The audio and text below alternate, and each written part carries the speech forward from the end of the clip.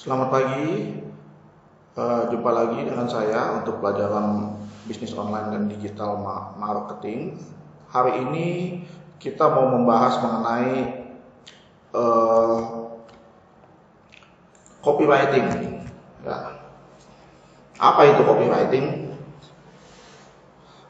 Minggu lalu saya menjelaskan mengenai bagaimana sebagai seorang pemasar itu kita harus bisa menulis dengan baik. Ya. Saya banyak fokus mengenai penggunaan tanda-tanda baca, penggunaan huruf besar, dan yang hal-hal yang sebenarnya itu menjadi dasar. Nah, untuk materi kedua ini kita udah mulai mengarah ke copywriting. Saya anggap yang minggu lalu itu kita harus terus latihan. Dan sekarang saya mau lebih mengarah ke apa sih itu copywriting, mengapa dibutuhkan. Ya, oke, kita mulai.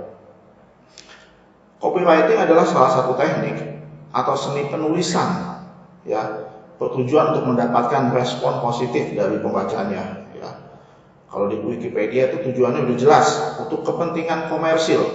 Ya. Komersil itu maksudnya untuk dalam kaitan perdagangan, ya, usaha jual beli. Nah, copywriting itu sangat dibutuhkan. Ya. Mengapa dibutuhkan? Nah, di sini saya ambil dari berbagai sumber, ya, bahkan dikatakan tuh memiliki peran tuh sampai 80% dalam setiap usaha, ya, itu copywriting, ya.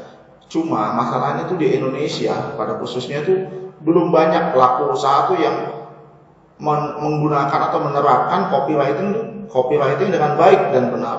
Nah, saya sendiri masih banyak sekali melihat kesalahan-kesalahan yang dilakukan oleh orang-orang, ya. Mereka tuh cuma kasih materi itu seadanya, konten itu seadanya, tulisan cuma sedikit aja, padahal itu kebanyakan cuma copy paste, ya. Tapi ya itulah kadang-kadang manusia ya harus belajar terus, ya. Nah, padahal nih, ya, keunggulan copywriting itu apa sih, gunanya apa nih? Nih, perhatiin kalimat saya ini, ya. Walaupun kita tuh bukan punya produk yang paling bagus, paling unggul, ya, atau produk yang paling murah, itu pun kita bukan punya. Atau faktor-faktor lain, misalkan kita punya usaha yang besar, enggak. Kita biasa-biasa aja. Tapi sebagai pemasar, ya, pemasar yang cerdas nih, saya harap tuh kalian tuh seperti itu. Kita manfaatkan keahlian copywriting bisa menjual lebih banyak, bahkan melebihi dari potensi produk yang kita miliki. Ya, contohnya misalkan gini, kita mau jual handphone misalkan, ya, handphone Xiaomi yang paling baru misalkan. Sedangkan kita ngambil dari suatu toko handphone. Sedangkan toko handphone yang sama menjual produk yang sama dengan harga yang lebih murah. Sedangkan kita ngambil dari dia untuk jual lagi. Tapi kita bisa bikin produk kita yang laku duluan daripada toko itu. Walaupun sebenarnya mereka punya produk yang sama tapi harga lebih murah. Kenapa? Yaitu kita menggunakan copywriting dengan yang benar, nih, ya. Contoh kasus nih, saya akan langsung. Nih, pernahkah kamu melihat dua produk yang sama persis spesifikasinya, ya? Terusnya dijual dengan ada satu produk, ya, satu menjual dengan informasi seadanya, cuma ada harga, kata-kata sedikit, dan cara memesan, ya. Tapi, nah, contohnya ini, lihat yang di garis merah ini, ya. Produk pertama sama Xiaomi Redmi Note 9 Pro 664, ya, sama nih bawah ini nih. Bedanya apa? Secara sekilas sih kita udah jelas gambar itu beda, ya. Yang ini ada beberapa spesifikasinya dikit. Nah, terus apa lagi? Nah, ya di sini kita lihat cara penulisannya udah salah. Misalkan Xiaomi X-nya kecil, yang ini Xiaomi Redmi Note 9 itu dengan kata-kata tulisannya benar. Nah, dari sini aja banyak orang tuh udah bisa ngeliat, wah, ini produk yang lebih menjamin, pedagangnya tuh lebih bonafit, ya, lebih apa ya, saya bilang, ya, lebih pengalaman lah dibandingkan yang pertama. Lihat lagi harganya, yang ini 3.250.000, sedangkan yang ini cuma 3 juta, lebih mahal, 3.310.000, lebih mahal 60.000.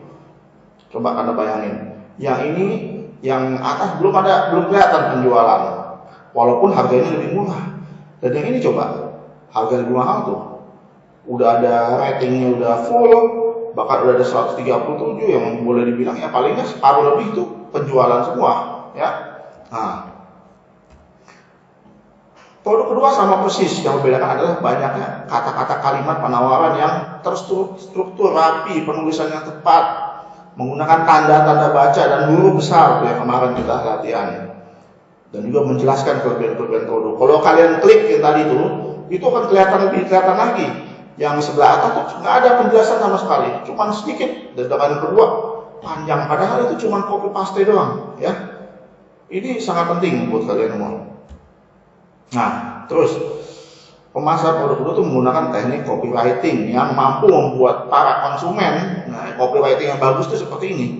Kalau konsumen tadi awal cuma ngelihat-lihat, tapi begitu membaca hasil tulisan seorang copywriter, ya, hasil copywriting itu bukan cuma ngelihat-lihat, tapi merasa harus untuk membeli produk itu di tempat itu. Nah, itu manfaat copywriting. Nah, kita langsung aja nih, cara mempraktekkan copywriting. Nah, ada namanya teori itu AIDA, attention, interest, desire, and action. Ya, kalau di bahasa Indonesia itu attention itu perhatian, minat, keinginan, dan tindakan.